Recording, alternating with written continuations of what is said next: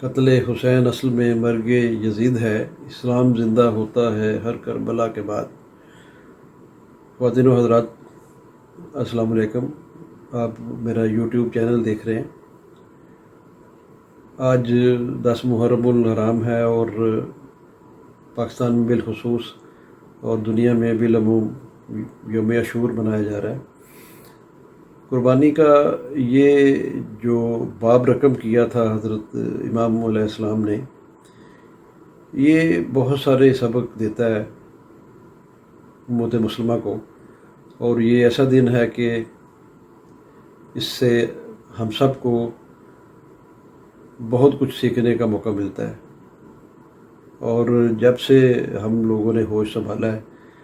اس کے بارے میں پڑھتے رہے ہیں، اس کو دیکھتے رہے ہیں، ان جلوسوں میں شرکت کرتے رہے ہیں،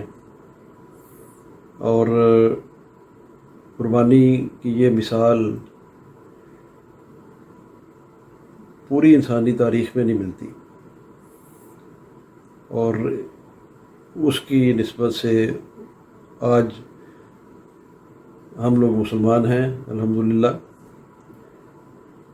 اور حضرت امام حسین اور ان کی فیملی نے، ان کے جو احباب تھے، انہوں نے اپنے سر کٹا کے شہادت دے کے اپنے نانے کے دین کو زندہ رکھا۔ تو اس دن کے حوالے سے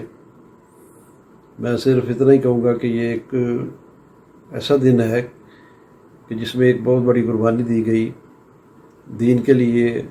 اصولوں کے لیے، اللہ کے لیے اور آئندہ آنے والی نسلوں کے لیے۔ تو اس کو یاد رکھنا چاہیے اور اس سے سیکھنا چاہیے، اور اس کو اپنی زندگی میں بھی پریکٹیکلی اس کو نافذ کرنا چاہیے۔ تو یہ آج ایک سبق آموز دن ہے اور سیکھنے کا دن ہے۔ آئیے اب ذرا تھوڑا سا ڈسکس کرتے ہیں جو ایک بڑی ایز اوورسیز پاکستانی ہمارے لیے ایک باعث اطمینان چیز ہے، جس کا ذکر پہلے بھی مختلف ویڈیوز میں بھی اور اپنے کالمز میں بھی میں بھی کرتا ہوں، باقی بھی لوگ کرتے ہیں، کہ ابھی فیڈرل کیبنٹ نے یہ ڈیسیجن لیا ہے کہ اوورسیز پاکستانی جو ہیں ان کو اسمبلی کا الیکشن لڑنے کے لیے،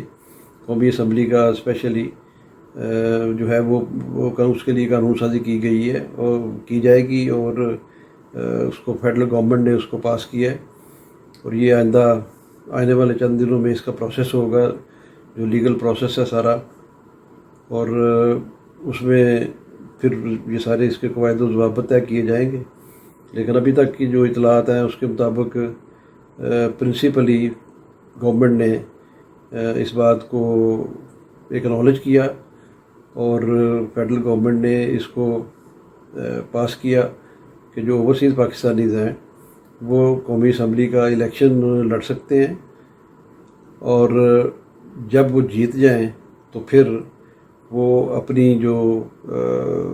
سٹیزن شپ ہے، جس ملک کی بھی ان کے پاس ہے، اس کو ری اناؤنس کر دیں، اس کو چھوڑ دیں، تو پھر وہ حلف اٹھا سکیں گے، اس سے پہلے وہ حلف نہیں اٹھا سکیں گے۔ تو ٹو سٹارٹ ود اوورسیز پاکستانیوں کے لیے یہ ایک اچھی خبر ہے، کیونکہ ان کے دل و دماغ میں ہر وقت یہ بات رہتی ہے اور پنچ بھی کرتی ہے کہ ہم لوگ سالانہ کو $20 ارب کے قریب پاکستان میں ریمیٹنسز بھجواتے ہیں، جس کا ایک بہت انحصار کرتی ہے پاکستان گورنمنٹ، اور اس کی بیک بون ہے یہ، اس کو سب ایڈمائر کرتے ہیں، لیکن اصل جو اس کو ریکگنائز کرنا، اس کو پراپر طریقے سے جو اوورسیز پاکستانیز ہیں ان کی ان پٹ گورنمنٹ میں ہو، اس کے لیے یہ سمجھ لیں کہ دوسرا قدم ہے۔ اس سے پہلے جو اوورسیز پاکستانیوں کو ووٹ کا حق دیا گیا تھا، اور وہ پہلا قدم سمجھتا ہوں میں، اس کے بعد یہ دوسرا قدم ہے کہ یہ عمران خان صاحب کی گورنمنٹ جو لے رہی ہے کہ اوورسیز پاکستانیز الیکشن لڑ سکیں گے، اور جب وہ الیکشن جیت جائیں تو اس کے بعد وہ اپنی اپنی جو نیشنلٹی ہے اس کو ریناؤنس کر دیں، تو پھر وہ اس حلف اٹھا سکیں گے۔ تو یہ ایک بڑی خوشائند خبر ہے اوورسیز پاکستانیوں کے لیے، اور امید کرتا ہوں میں کہ اس کے ساتھ ساتھ جو ووٹنگ کا رائٹ دیا گیا ہے اوورسیز پاکستانیز کو، اس میں جو بھی سکم باقی ہیں اس کو بھی پی ٹی آئی کی گورنمنٹ جو ہے یہ اسپیشلی اس پہ غور و خوض کرے، اور اس میں کوئی جو سکم ہے چھوٹے موٹے اس کو دور کرے، تاکہ آئندہ آنے والے الیکشن سے پہلے یہ جو پروسیس ہے یہ کمپلیٹ ہو جائے۔ اور اس کی بڑی وجہ یہ ہے میرے نزدیک کہ اوورسیز پاکستانیز کی بہت بڑی تعداد، میری نظر میں 80-85% جو لوگ ہیں وہ عمران خان کو ببانگ دہل سپورٹ کرتے ہیں، اس کی پالیسیز کو سپورٹ کرتے ہیں، اس کی کریڈیبلٹی کو سپورٹ کرتے ہیں، اس کی ہارڈ ورکنگ کو سپورٹ کرتے ہیں، اور کسی صورت میں بھی وہ یہ نہیں چاہیں گے کہ آئندہ آنے والے الیکشن میں کسی طریقے سے بھی ڈیفیٹ ہو عمران خان کو، اور کسی بھی طریقے سے یا کسی بھی چور دروازے سے مسلم لیگ نون جو ہماری مقتدر قوتیں ہیں وہ داخل کریں گورنمنٹ میں۔ یہ کسی بھی صورت میں باہر جو رہنے والے لوگ ہیں ان کو یہ قبول نہیں ہے، کیونکہ ان کو ہم لوگوں نے 30 سال دیکھ لیا گورنمنٹ کرتے ہوئے، اور پھر ابھی آپ نے سندھ میں دیکھ لیا کراچی میں جو یہ بارشوں کے بعد جو حال ہے کہ وہ سارا کراچی ڈوبا ہوا ہے، کوئی انفراسٹرکچر نہیں ہے، کوئی وہاں پہ لا اینڈ آرڈر کی سچویشن اچھی نہیں ہے۔ پچھلے اب 12 سالوں سے یہ پیپل پارٹی کی گورنمنٹ ہے، لیکن آپ کے سامنے سچویشن ہے ساری، پورا میڈیا چیخ رہا ہے، پورا جو ہے وہ پوری دنیا میں یہ خبر پھیل چکی ہے کہ جو کچھ کراچی کی جو ایکسپوز ہوا ہے بالکل، جو پیپل پارٹی کی گورنمنٹ کا جو 12 سالہ یہ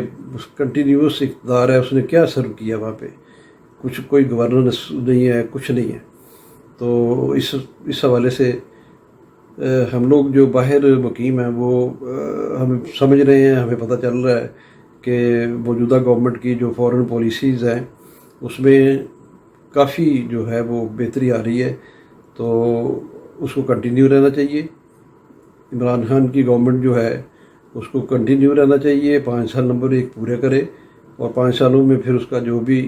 رزلٹ آئے گا وہ عوام ووٹ کی شکل میں دیں گے۔ یہ ایک ڈیموکریٹک وے ہے، تو کوئی بھی ایسا شب خون مارنے کی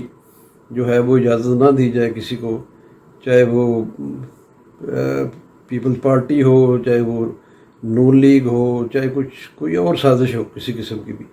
تو بلکہ میں تو سمجھتا ہوں کہ ہماری جو فوج ہے، ہماری ISI ہے، وہ جب سے خان صاحب نے اسرائیل کے خلاف سٹینڈ لیا کہ ہم اس کو تسلیم نہیں کریں گے، اس کے بعد سے ایزیوم یہ کیا جا رہا ہے کہ شاید عمران خان کے خلاف سازشیں اور بڑھ جائیں گی یہود و نصارہ کی، تو اس اسپیشل پروٹیکشن کی ضرورت ہے اب خان صاحب کو۔ تو اس میں میں سمجھتا ہوں کہ ان کو زیادہ پروٹیکشن اب دینی چاہیے، زیادہ کیئر کرنی چاہیے اپنے پرائم منسٹر کی،